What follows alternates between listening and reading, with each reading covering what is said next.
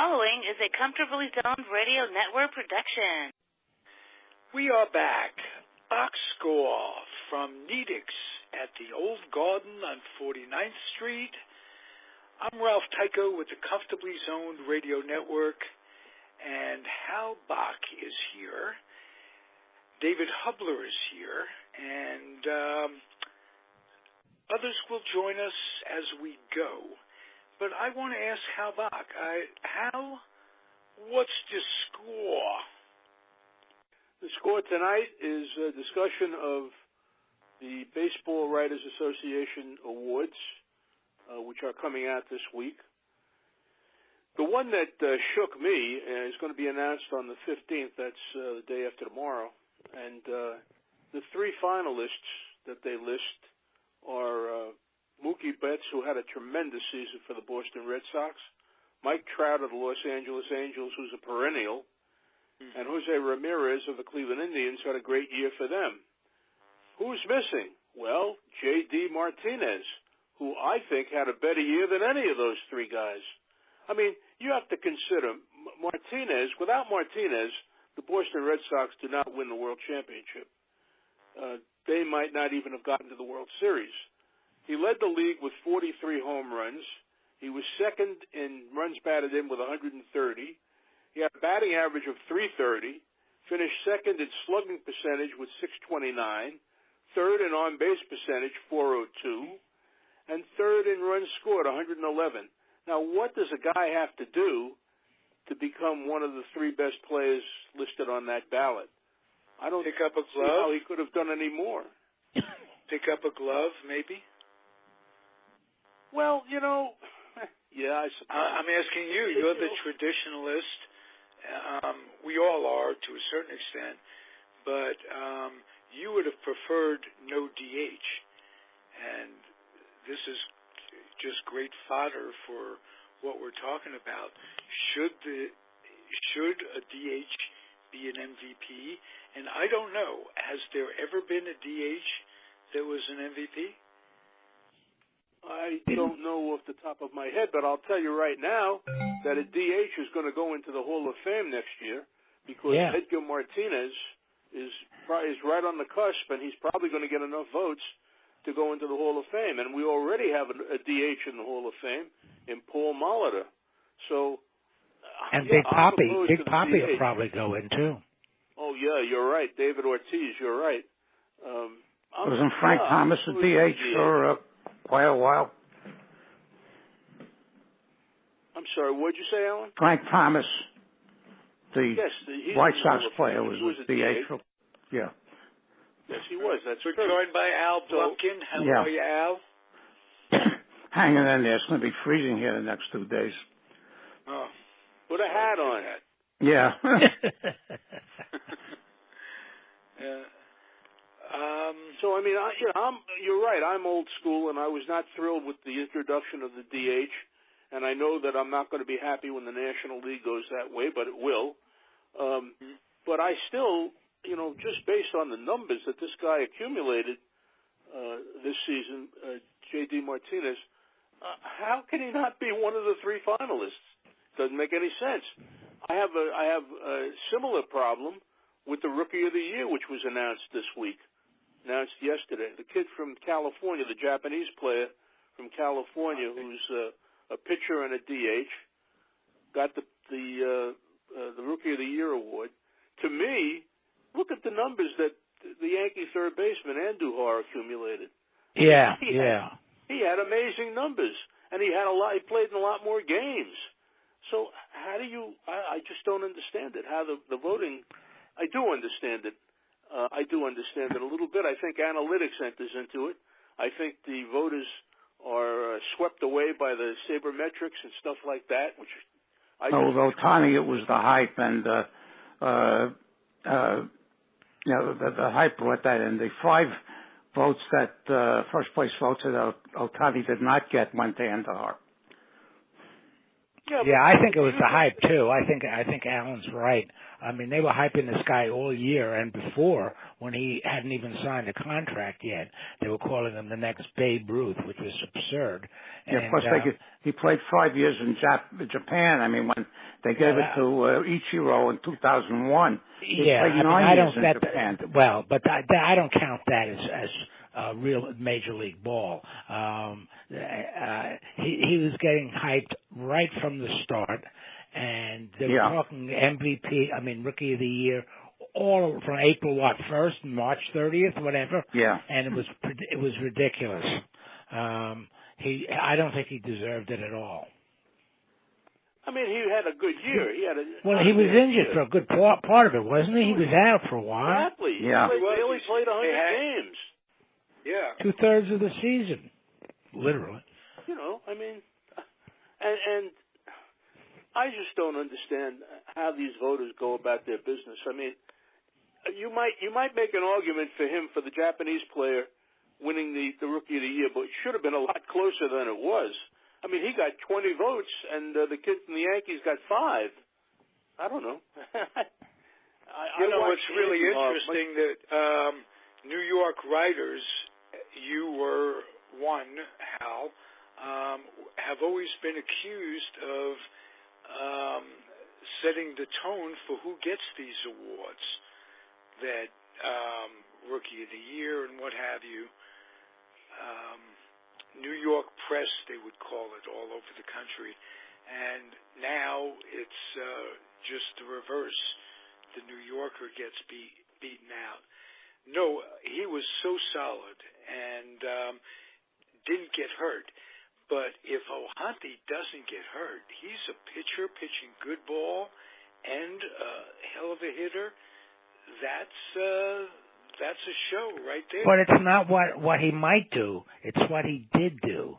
And I don't think he did enough to really qualify. Now, if you talk about that New York angle, part of the reason I would think is that Judge won it last year.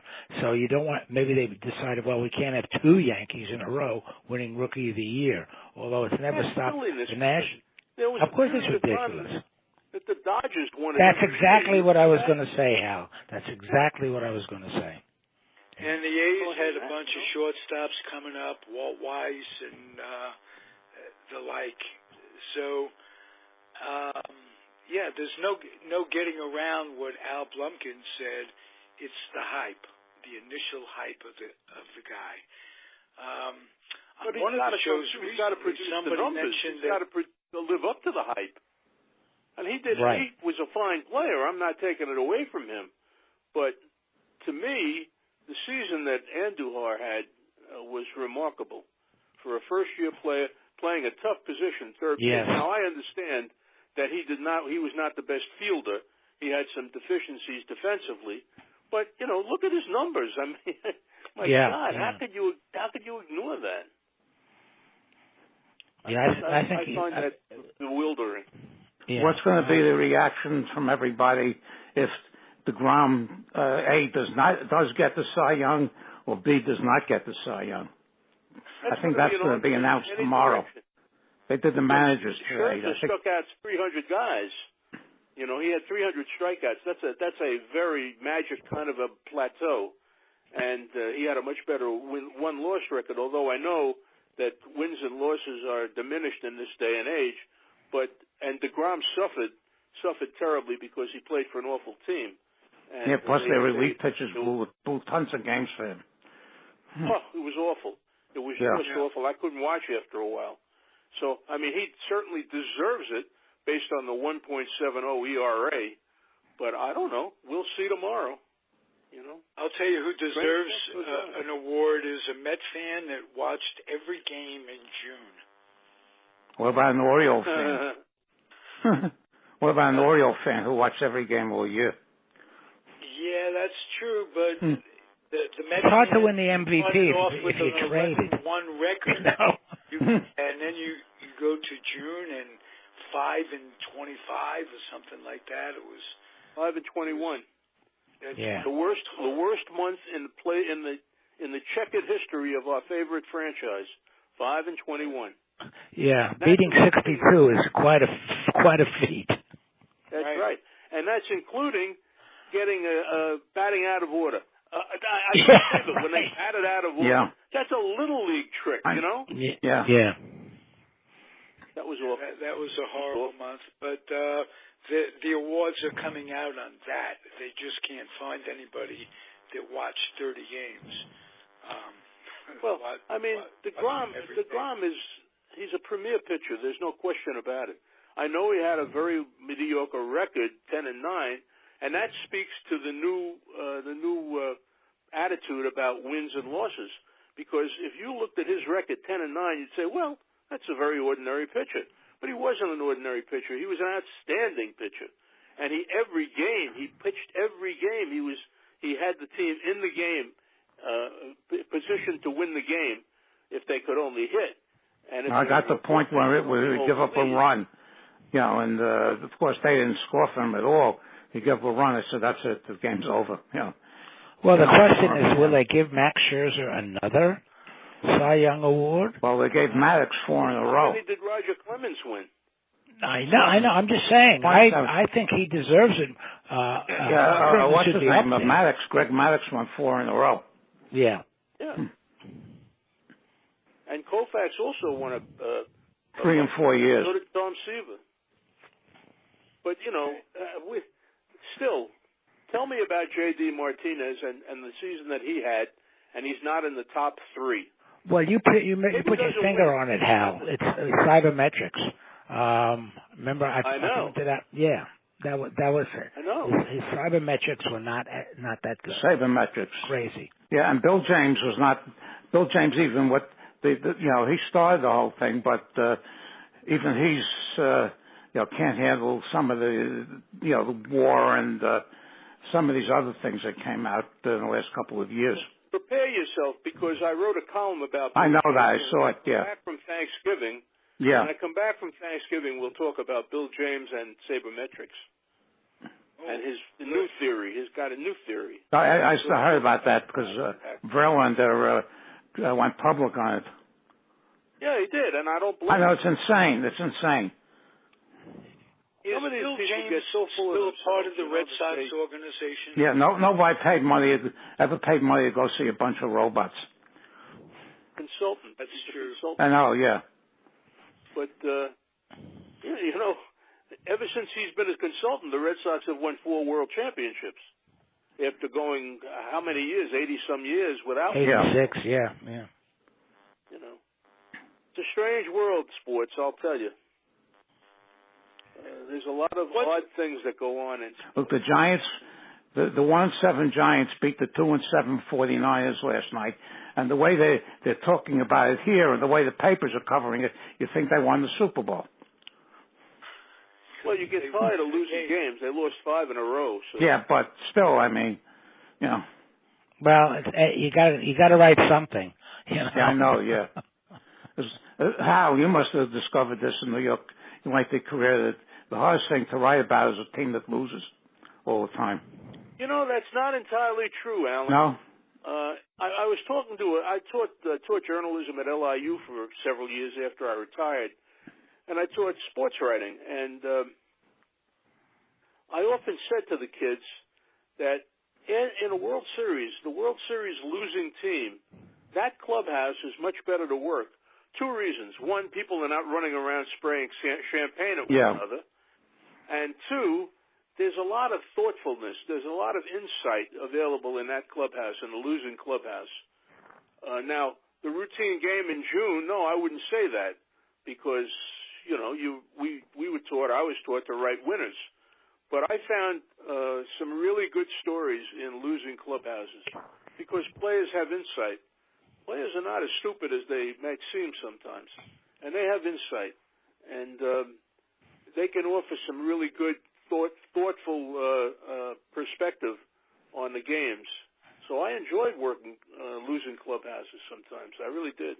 Now, the best quote that came out of the 1960 World Series came out of the Yankee clubhouse when Yogi Berra said, it was asked why they lost. He said, we made too many wrong mistakes. Yogi was good that way. Yogi provided you with good quotes. I wonder, Al, I was going to ask you a long time ago, how many of Yogi's quotes were Joe Garagiola's? I don't think any. I think Yogi just came out with these things. He said in several interviews I've seen on YouTube that he didn't say funny things. He said things funny. And he said, they asked him, how you dream this stuff up? He says, I don't know, it just came out. Tim Russert, there's a program that I found on YouTube with Tim Russert did in 2002, initially with Yogi and Whitey Ford, and about halfway through it, Rizzuto came in. So he did ask Yogi, how you come up, because Yogi was pushing one of his books, one of those books that he came out with back then, with a bunch of his quotes, and he says, I don't know. He says, it just come out that way. Yeah, well, and there's always been a nut. There's always been a nut of truth in what he says. That's the interesting thing. I was a witness. I was a witness to one of his most famous quotes. It came in the clubhouse of the New York Mets. He was the manager at the time, and he was looking at the standings, and they were chasing the Pirates, Allen's favorite team.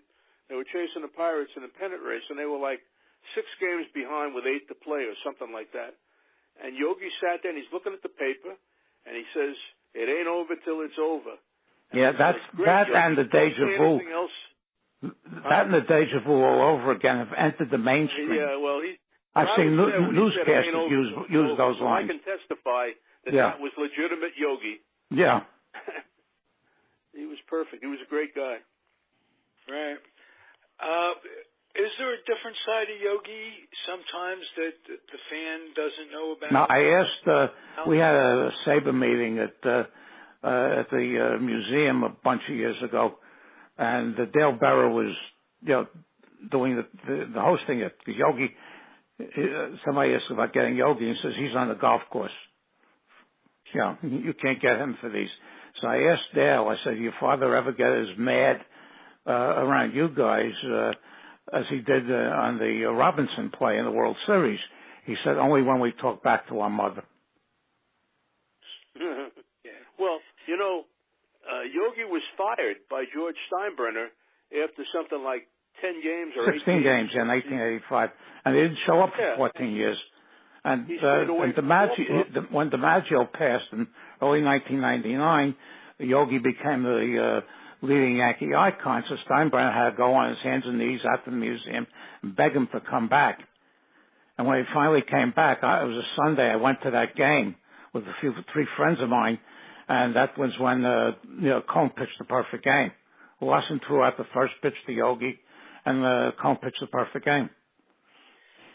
I think it was the Yankee announcer, the woman went to Carmen Berra and negotiated it. Yes, Susan Woolman. Susan Woolman, who does the broadcasting for them still. And, the thing that clinched it supposedly was that, Steinbrenner, begged his forgiveness. And, before that, Carmen told me, your grandchildren want to see you there, once. And that was it. And he was welcomed back, and he made all the old timers days after that until, the year he passed away, 2015. And, he just took it as a matter of fact. I mean, in his young. Know something about Yogi as a manager or a coach that might surprise us?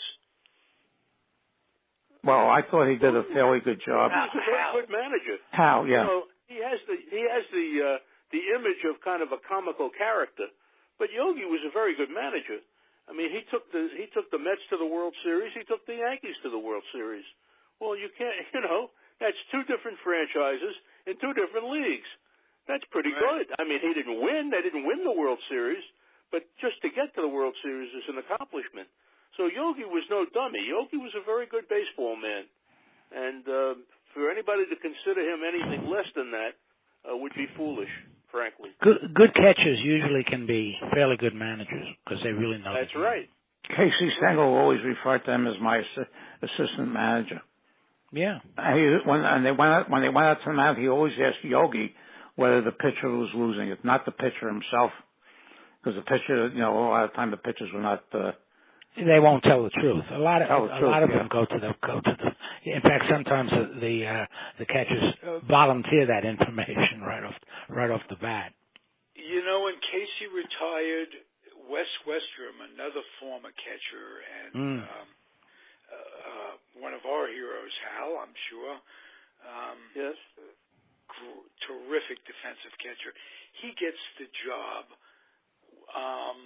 rather than Yogi, and I thought that kind of surprised me. I wonder if it surprised you guys. You mean, wait a minute, you mean when Gil died? No, when... Come on, Casey had to retire. When Casey in 1965, he had to retire because he broke his hip. Oh, right. Yeah, he fell down a staircase. Yeah. And when Westrom got the job, Westrom wasn't there very long. No, I thought Yogi would get the job at that point. Well, he was around, certainly. Yeah. He was there. But he had only been there a couple of months. He went there in '65. They hired him. The Mets hired him as a coach right after the Yankees fired him as a manager. He played a little bit, as a matter of fact. Played 4 games and got up 9 times and got 2 hits. Well, I didn't remember that, but... They caught Spahn. Up with Warren Spahn was there, in '65. They were so Spahn said, we meant the best battery of all time was the ugliest. Well, not be the oldest battery of all time, but we're sure the ugliest. Spahn was 44 at the time, and Yogi was 40. Anyway, Yogi came up from the first two full years, 47, 48. He was not a good catcher at all. They used to run on him constantly. And when Sengel took over in 49, he brought Bill Dickey. And Bill Dickey taught Yogi how to catch, and Yogi was a very apt pupil. And another year or two, he was among the best defensive catchers in the league. So he was willing to put the Spahn and Berra as a battery. When you mention Spahn and Berra as a battery, they may have been old and they may have been used up, but these are 2 war heroes, 2 World War II I know that. heroes. Yeah. Yogi was at the D-Day invasion, and Spahn was at the Battle of the Bulge. Yeah. So you have to give them a lot of credit for what they did in their lives, and keep in mind that Warren Spahn, after fighting in World War II, came back and became the winningest left-handed pitcher in the history of our game, 363 victories, and that's a record that still stands and probably will stand forever. The way they pitchers now. You have to look at those guys as real heroes. For me, those are real heroes. Some writer, I read this several places. Some writer once asked Spahn if he was ever frightened in a ball game. And he says, "I was in the Battle of the Bulge. No ball game is ever going to frighten me." It's a good answer. Good answer. But Yogi had the desire to put the work in and the time in to become a defensive catcher. I don't know if Gary Sanchez, wants to do the same thing. Well, he's satisfied getting paid his $500,000 and is just going to go along. We're living in a different time. I know, yeah. So I can't imagine anybody who's gotten to the major leagues and is content to just rest on where he is and not improve. It's part of the whole Manny ethos. Machado, remember? Well, yeah, but Manny Machado still, some of what he says, just comes out of his mouth, so to speak. And there are also some ball players. I've never seen him. I never saw him not hustle in all the Oriole games that I saw with him playing. So I don't know. But you also got the situation now with free agency that you didn't have 50, 60 years ago when the players were stuck with lousy teams for most of their careers. There are players who are comfortable playing for bad teams. Yeah, but that's all the more reason to say. Yeah, but you're talking 50 years ago. That hustling isn't in my DNA. Yeah, well, 50 years ago you were stuck with the A's, and 60 years ago you were stuck with the A's and the Browns and the the Pirates for the 50s were pretty bad. The Cubs, you're stuck on these teams. You guys can help me. Maybe you guys have an idea about this, but we started this conversation tonight about J.D. Martinez, who assembled one fantastic offensive season. Who are the nominees besides Betts? I don't know. I'm asking. Jose Ramirez. Trout is always there, yeah. And Mike Trout. And who's the third one? Three nominees. Betts, Mike Trout, and Jose Ramirez. Jose Ramirez didn't hit the last 2 months.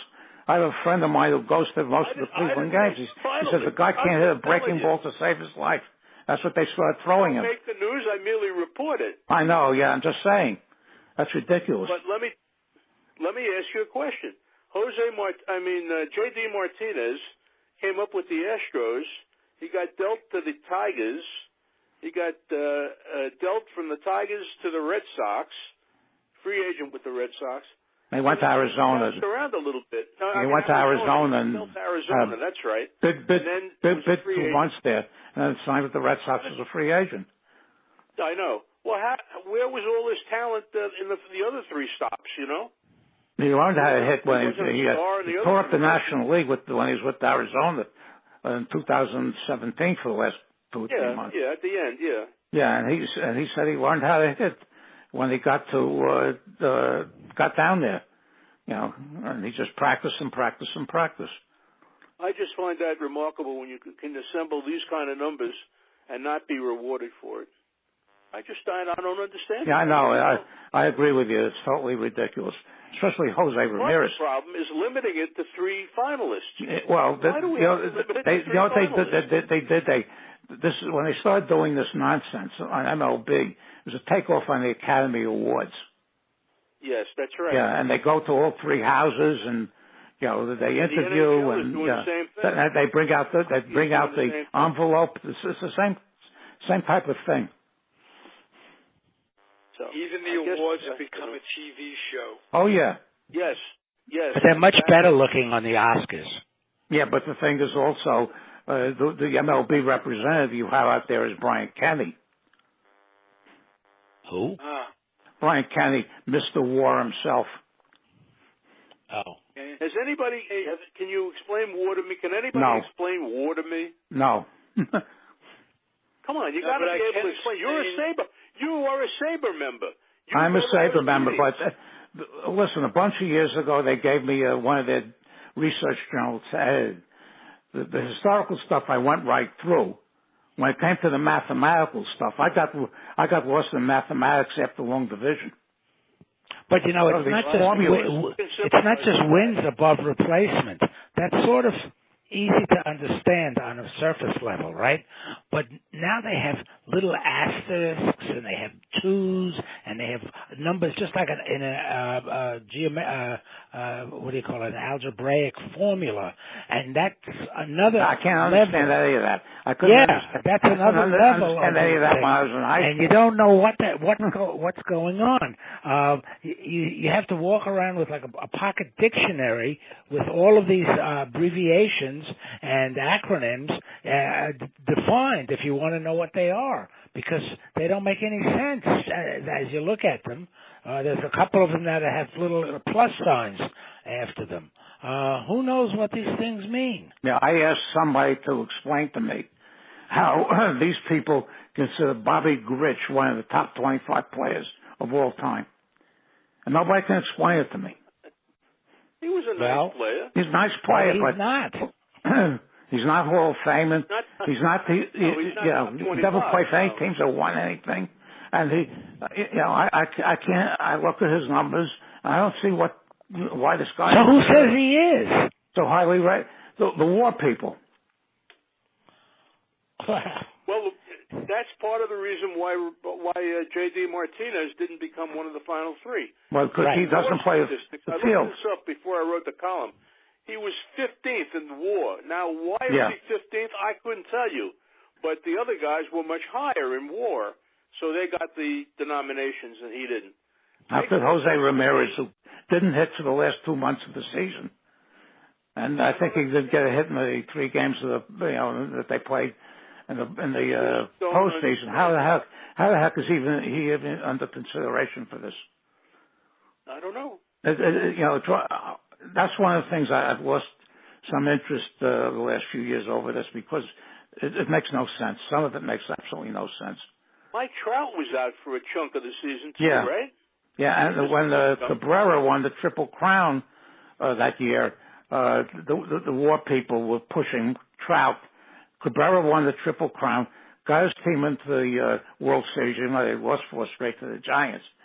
And Trout, had a good year. His team went nowhere, and then they were pushing Trout to get the MVP over Cabrera, who won the Triple Crown.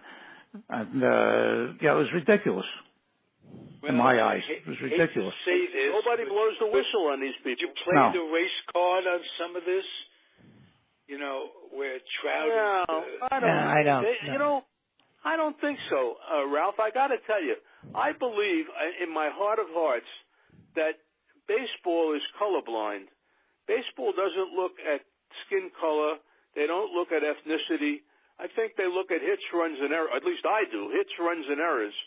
I think that baseball has gone well beyond the racism issue, thanks to the great Jackie Robinson and those who followed him.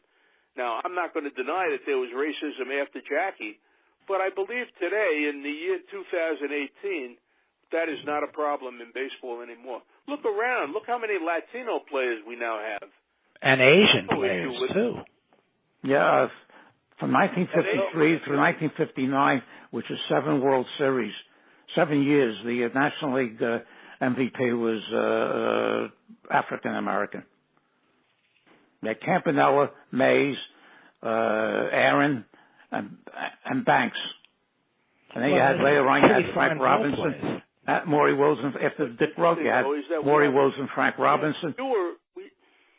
We have fewer African Americans in the game today than we ever had before. After Jackie. Because basically, I think it's because basketball and football. I can't hear. How? What were you saying? I said that today we have fewer African Americans in the game than we have had in many years. Right. And that's because many of the African Americans are going to basketball and football. I don't know why that should be particularly. I mean, very simple because the farm teams in basketball and football are the NCAA.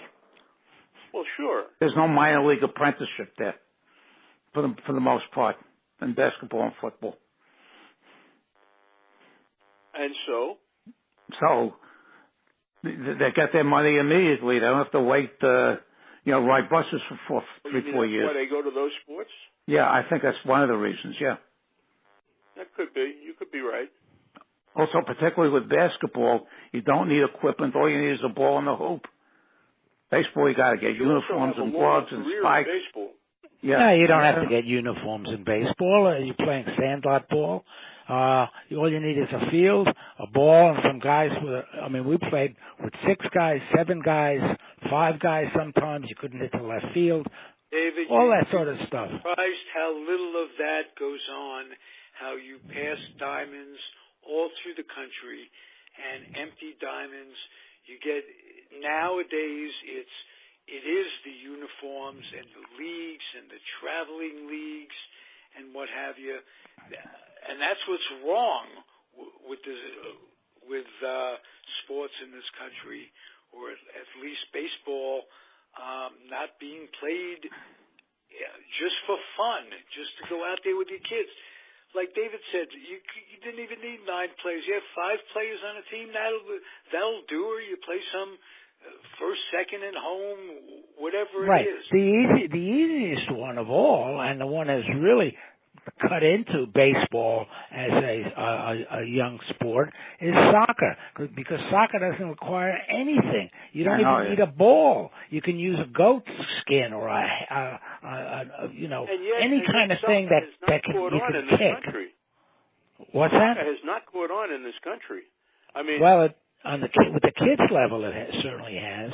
That's what I mean. Well, yeah, with the kids level. You're right, yeah. Yeah, but that's what I'm saying, that with kids playing, because kids 3, 4, 5, when I worked in summer camps, if I had little kids, We played a lot of soccer because it was easy, and all kids love to kick a ball or kick something anyway, And they love to keep running and they can do it. They can do it. There's a lot of standing around in baseball sometimes. Well, it's a lot easier for a kid to kick a ball than it is to hit a baseball. So that's even T-ball, they're not that coordinated yet to do that. But yeah, anybody can get out on a field and kick a ball. You can be 3 years old. I've seen kids, whose older brothers at 4 and 5 are playing in some kind of league, and the little kids at 3 are on the sidelines kicking one of the soccer balls. My grandson played organized soccer for 4 or 5 years. And I told him, Michael, don't do any headers. I don't want you to do any headers. Why don't they wear helmets? That makes no sense. Why don't they use their arms and play a real game? I watched the movie. About a different game. I know. Pick up the ball and run, I watched the movie Invictus yesterday. Yeah, about South Africa where they're playing rugby. Yeah. Talk about a crazy game. They tackle each other and everything. We're wearing nothing. They have scrubs. They have what they call scrubs. Scrubs. They don't wear any helmets. They don't wear any Scrubs are worn by medical people. Yeah. Scrubs are worn by scrums are what they have so they all get that big huddle. Right, scrubs. I resent people who complain about the pace of baseball. It's too slow for them. And I tell them, baseball is a cerebral game. You don't just, you have time to think about each play and each pitch, right, and each swing. You have time to think about it. It's a cerebral game. It's not meant to be played against a clock. There is no clock in baseball. And I tell people that, and they look at me like I'm talking Chinese. I don't know. Yeah. One of the best color announcers, I think, in baseball is this F.P. Santangelo, who does the Nats games here. And unlike so many of these color guys who just tell you what you've just seen, he hit the ball out to the right field wall and bounced off, and he caught it and threw back into second. Well, yeah, I just saw that. I know what happened. He's very good at giving you the analytics behind it, how the play transpired, and he's really good at that sort of thing. And that goes in with what you're saying, Hal, about the cerebral aspect of the game. He sometimes comes up with, because he played Major League Ball for about 10 or 12 years, he can give you insight that the ordinary fan doesn't pick up. Same thing here in New York with Keith Hernandez. Oh, I would think so, he's terrific. Yeah. A lot of people complain about him, but I just think he's great. I love listening to him. He did a book a couple of years ago. Yeah, he did a book a couple of years ago that we analyzed it in one game, an entire game. Yeah. And he did another book recently. He became almost a caricature of himself. Tim McCarver was terrific, I thought, in the 80s. A lot of people did not like McCarver as an announcer, though. I had no problem with him. That was later on. Later on, he beat something he was talking about to death. Yeah. You hear the complaints about Joe Buck both on baseball and football. I mean, it's a wonder that he has a job, Well, he's the house announcer. I mean, the one I couldn't stand was on CBS was Musburger. Well, I couldn't stand him at all on anything. Well, Costas is my bet why I can't stand Costas, because he'll tell you the same fact over and over, and it's something so minute and insignificant that you say, who cares? And he does it all throughout the games. He loves doing that, and he loves to hear his voice. He's in the Hall of Fame. Well, he's going to the broadcasters. I know. I think that's of the Hall of Fame. I used to love Dandy Don Meredith. It's like the Hollywood Walk of Fame. Yeah. The fan clubs pay to have their idol placed on the. There's no rhyme or reason other than I didn't know that they pay. Yes, that's how it works. And so that's why if you walk along the Hollywood Walk of Fame, quote unquote, you'll find a number of names that you don't know. You'll find Donald Trump. Yeah, not well. It was smashed up. I don't know. I want to congratulate. Wait a minute. Before we sign off tonight, I want to congratulate Ralph Tycho. because I was going through Facebook today, and I came across a photo on the Comfortably Zoned Radio Network homepage, a photo of the President of the United States with his hair all askew. Where did you get that photo from? You know the one I mean? Google image. His hair is blowing every which way. I thought it was a perfect. I think it was on Dave's Bronx show. I think you're right. I just saw that tonight. Yeah. Yeah, we talked a lot about Mr. Trump. It went beyond the Bronx last week. Ralph has a way of getting us right into Trump. You know, we could be talking about bagels and cream cheese, and suddenly like Ralph segues into, well, yeah, there's bagels and cream cheese, but what about Trump? I tell you, he does things. It really hit me this week, guys. We had only this week? He's been president for almost 2 years. I think he's a bad man. I came to the conclusion this week. This was the first time it came to mind. He's a bad man. But we got the House back, thank God. And he will have a checks and balance, whatever you feel. Yeah, well, I told people before the election in 2016 that he had no bottom. And he got all his lessons from Roy Cohn. And I also warned people after the election last week that if you think he's crazy now, wait till you see what he does in this period between the election and the time in January when the Democrats take over the House. And I think also another opinion I have, I don't know if you guys agree with me, but I think the more he thinks he's cornered, the more he's going to lash out. Oh, I think you're right. It's scary. It's scary. That's right. Yeah, it's a scary time in America. Yeah, it is. I despair for our democracy, my friends. Well, he can only go so far. I mean, Nixon. He'd love to be like Putin or any of these types. He'd love to be a dictator. Oh, absolutely. Yeah. No question about that. He's trying his damnedest to be one. He said something the other day. He said, wouldn't it be nice if presidents could be presidents for a lifetime? He said it out loud. I saw that. Yeah. I mean, the gall of the man, who wouldn't think it if you're the president of the United States?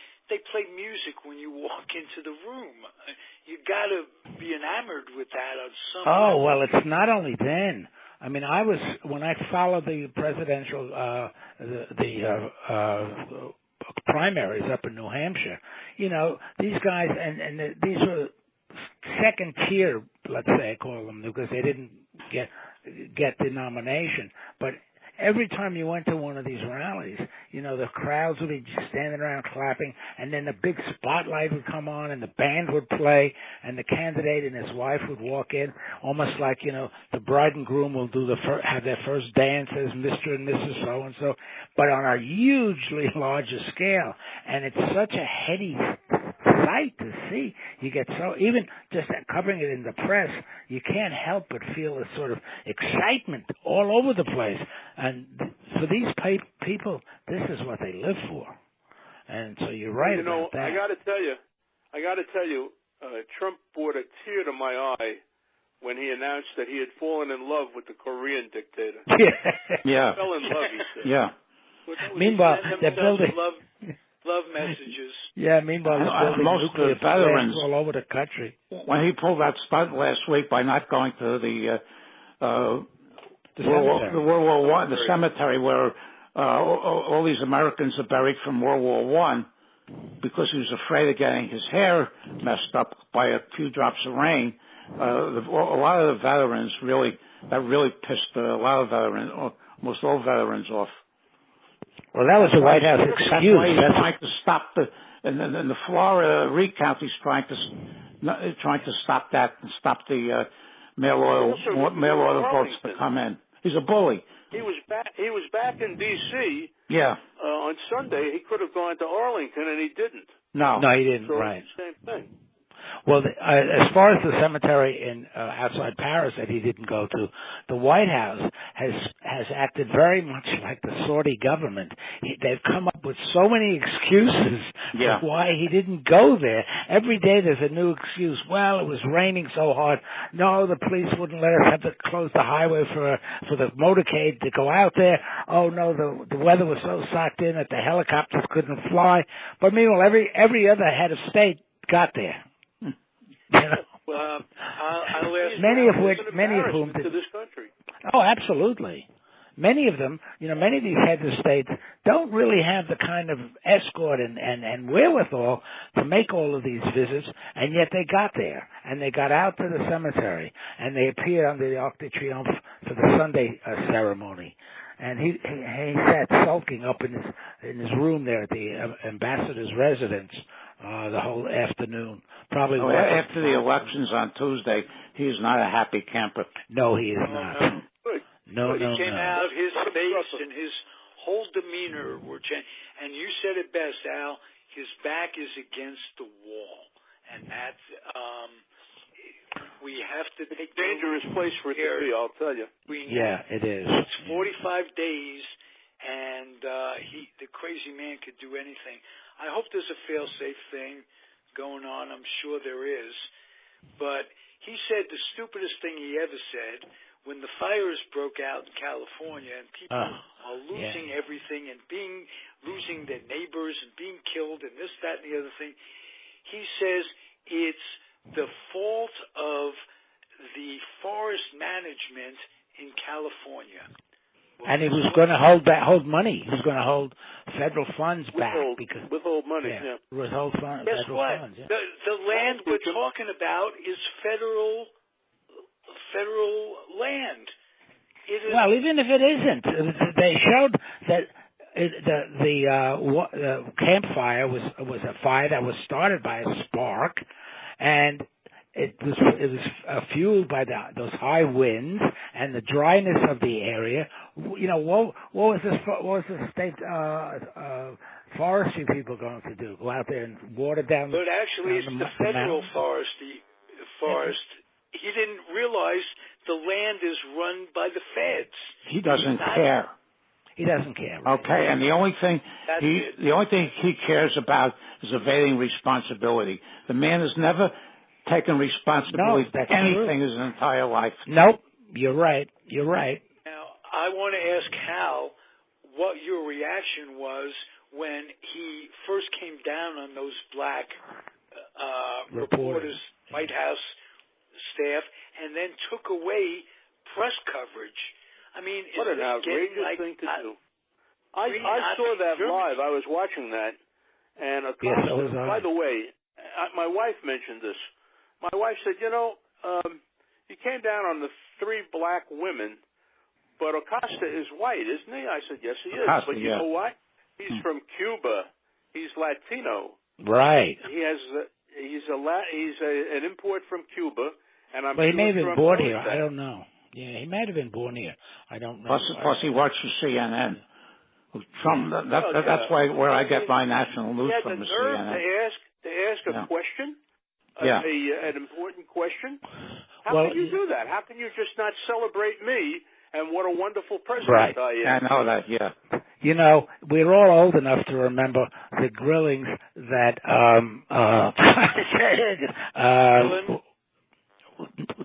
what's his name gave the presidents for so many years. The ABC correspondent, and her name. Oh, Sam Donaldson. Sam, thank you. I've mentioned him several times this whole week, and just now I forgot it. Yeah, Sam Donaldson. I mentioned it on the show. I'm here for you, David. You know that. Yeah, Sam Donaldson. What was that? What did you say, Hal? I said I'm always here for you, Sam. Oh, thank you. And you were looking. You got my back, yeah. I've got your back.